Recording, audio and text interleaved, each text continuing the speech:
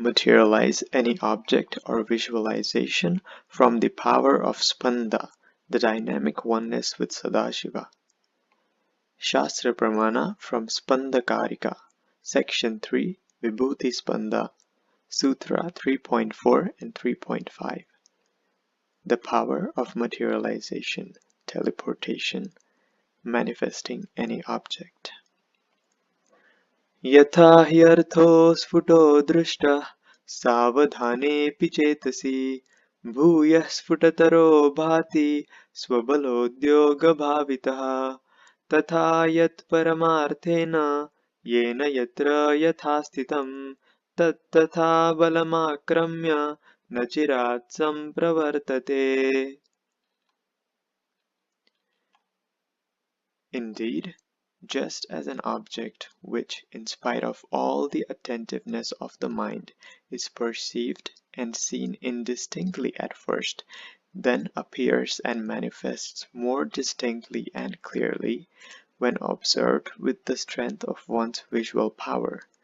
So, when the yogi resorts to the power of Spanda in its highest essential nature, that is, in one's essential, dynamic, pulsating nature of oneness with Sadashiva, then whatever thing or object or idea actually exists in its highest dimension, in whichever form which one seeks to know or manifest, wherever, in whichever place or time, in whichever state or dimension, that thing or object at once and not after a long time appears and manifests in that very way.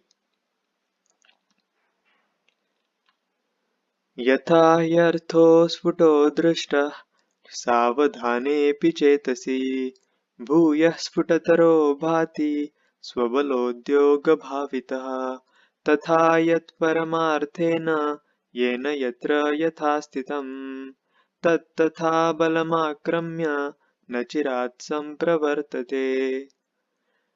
यथा ह्यर्थो स्फुटो दृष्टः सावधानेऽपि चेतसि भूयः स्फुटतरो भाति स्वबलोद्योगभावितः तथा यत्परमार्थेन येन यत्र यथा स्थितं तत्तथा बलमाक्रम्य न चिरात् सम्प्रवर्तते.